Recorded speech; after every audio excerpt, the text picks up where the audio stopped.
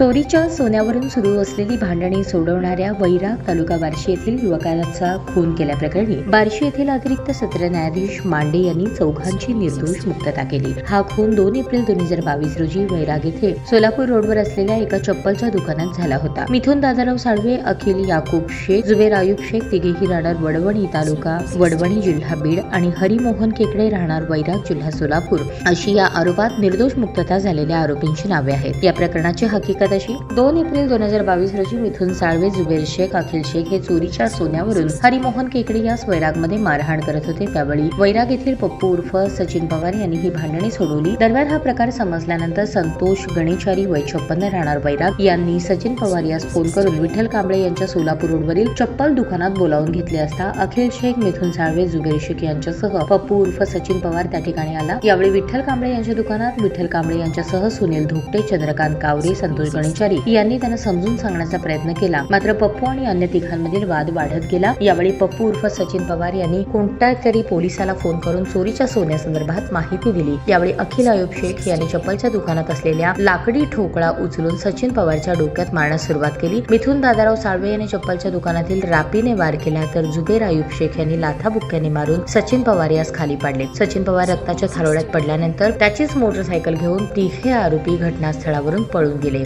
या प्रकरणी मैताचा भाऊ सुरेश पवार यांनी हरी केकडे यांच्या सांगण्यावरून इतर आरोपींनी सचिन पवार याचा खून केला अशी फिर्याद दिली। या फिर्यादीवरून 4ही आरोपींवर वैराग पोलीस स्टेशन येथे खून आणि मोटरसायकल चोरून नेल्याचा गुन्हा दाखल करण्यात आला। या प्रकरणात 4ही जणांना अटक करून तत्कालीन सहाय्यक पोलीस निरीक्षक महारुद्र परजणे यांनी न्यायालयात दोषारोपपत्र सादर केले। या खटल्याची सुनावणी बार्शी येथील अतिरिक्त सत्र न्यायाधीश के मांडे यांच्या समोर झाली। सुनावणी दरम्यान फिर्यादी सुरेश पवार यांच्यासह 4 नेत्र साक्षीदार आणि तपासी अंमलदार सहाय्यक पोलीस निरीक्षक महारुद्र परजणे यांच्या साक्षी नोंदवण्यात आल्या। फिर्यादी सुरेश पवार आणि नेत्र साक्षीदार यांच्या साक्षीत असलेली तफावत आणि आरोपींच्या वकिलांनी केलेला युक्तिवाद ग्राह्य धरून अतिरिक्त सत्र न्यायाधीश के मांडे यांनी या प्रकरणातील 4ही आरोपींची निर्दोष मुक्तता केली।